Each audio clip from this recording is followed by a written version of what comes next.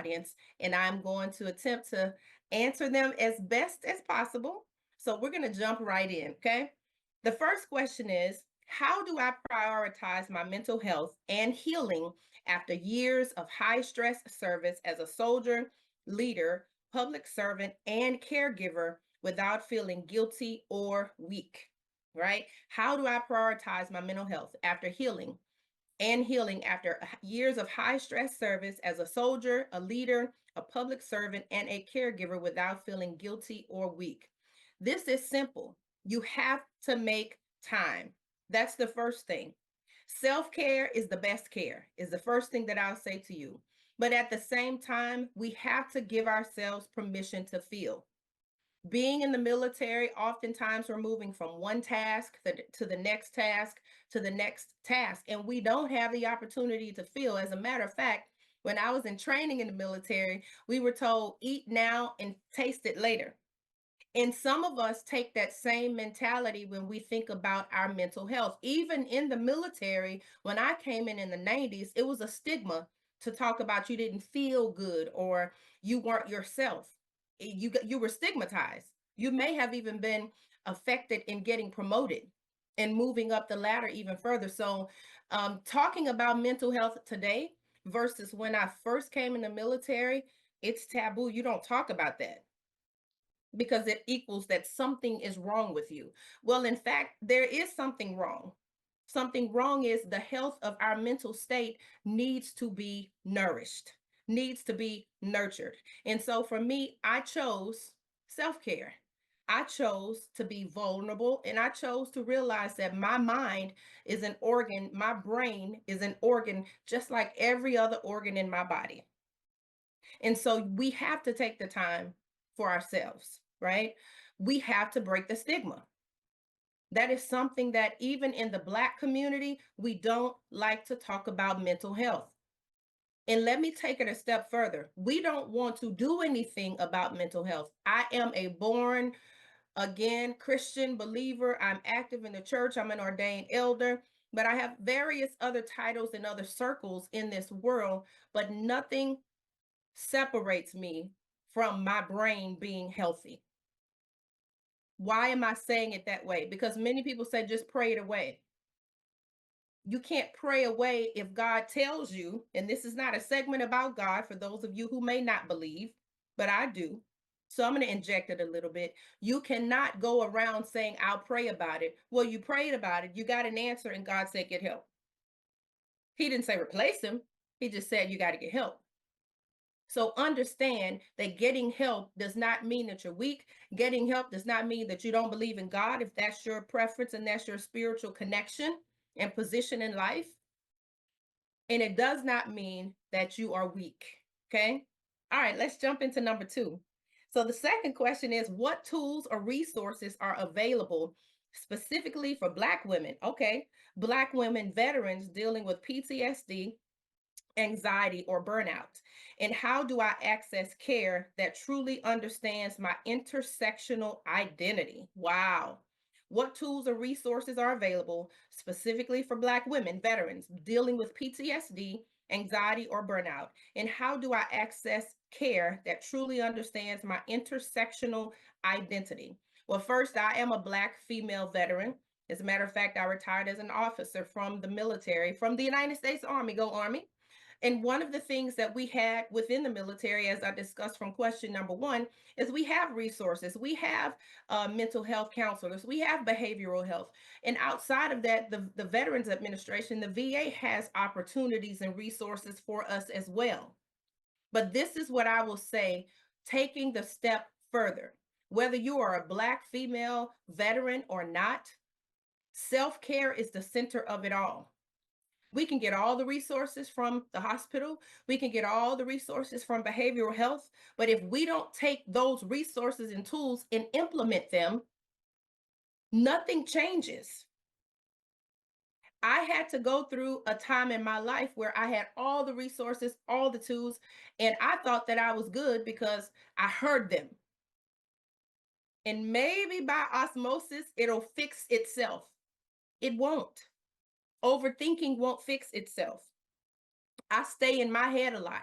I think a lot. I'm a creative. I have a creative brain. Right now, I got 6 ideas to write 6 books, literally right now, from the first question you all sent me.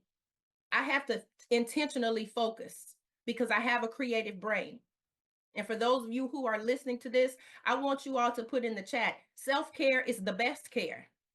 And I do appreciate the person that sent this question in. But here is something else to answer your question. How do I access care? From internally first. How do I access care? From internally. You have to know where you are in order for someone else to even help you. Going into a counselor's office, going into behavioral health, you have to understand where you are sometimes. And many times we go in and say, hey, this is me, fix me. And I'll open up my Pandora's box a little bit further. I was going through my medical records and I looked through all of the different sections. And one of the things, and clearly opening up my box in full transparency, I had a comment in there that says reactive depression for me. And I was like, reactive depression? I never even heard of that. And so I started to do research. I looked it up and I'm like, well, reactive depression, in short, basically says it's a depressed state that happens only when isolated events that are so traumatic causes you to alter how you feel and how you react and how you behave. And it affects your moods. Doesn't necessarily require medication. And I'm sitting here like, well, that's with any type of depression, right? But no, it's not.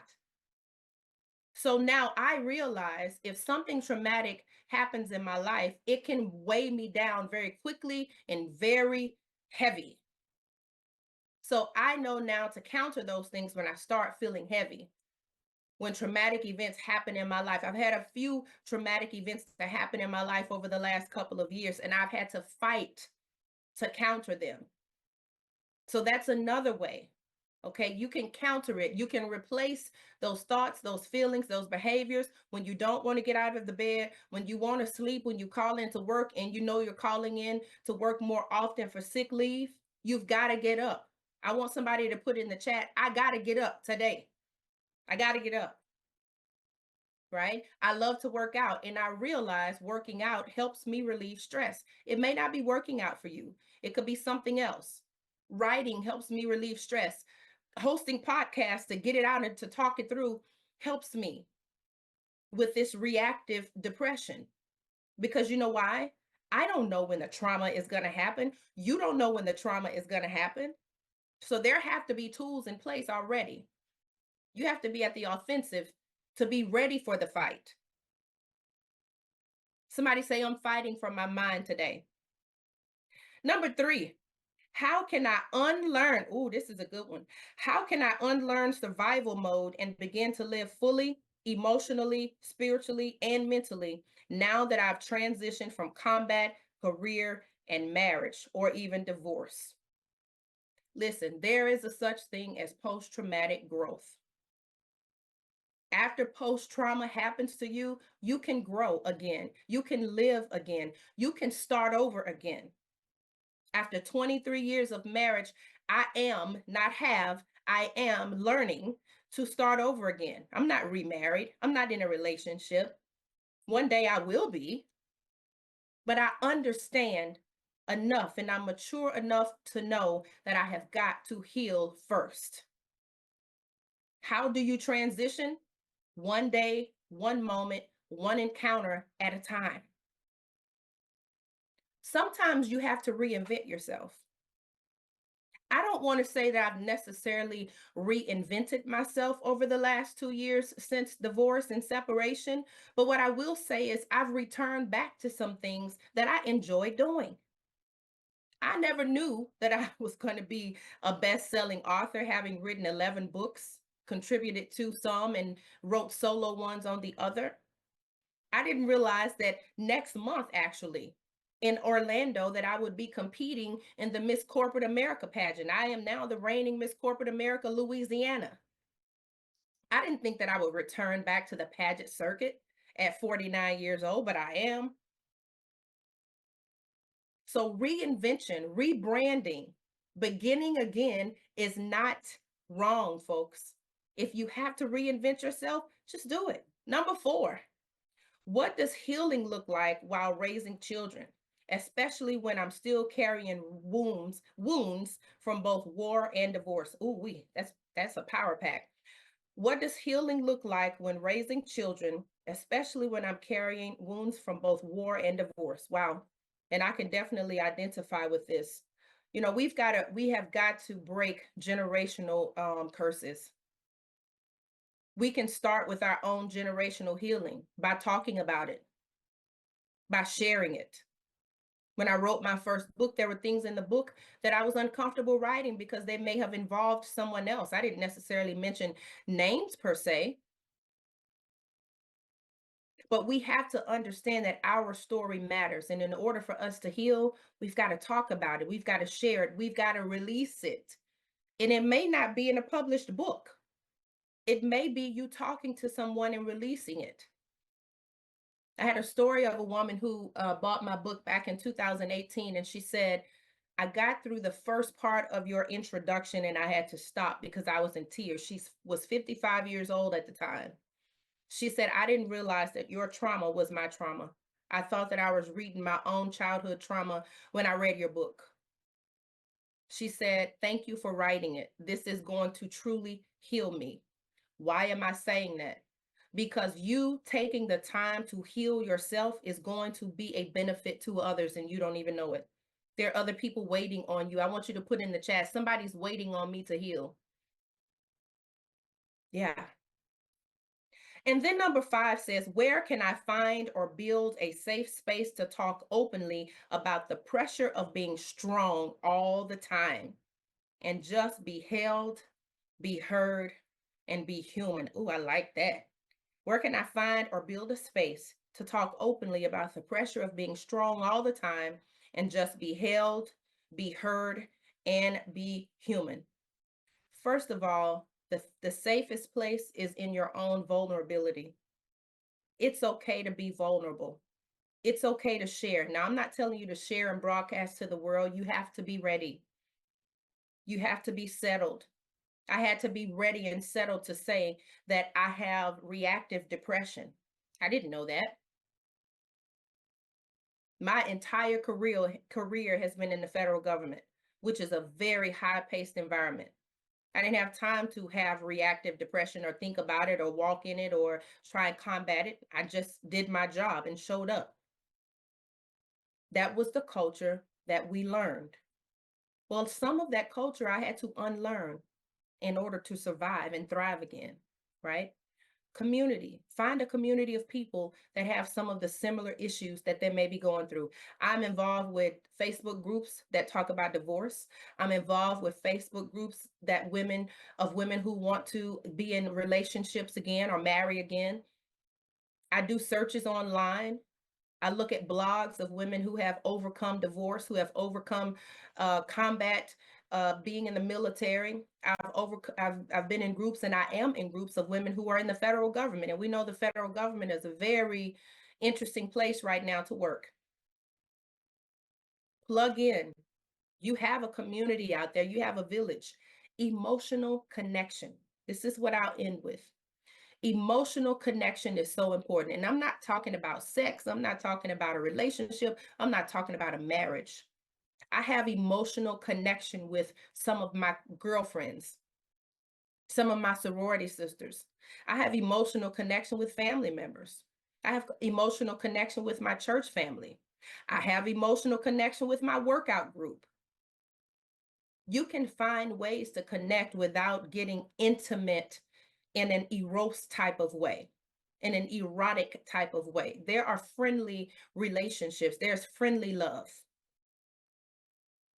So as you go about your week, I want you to think about these things.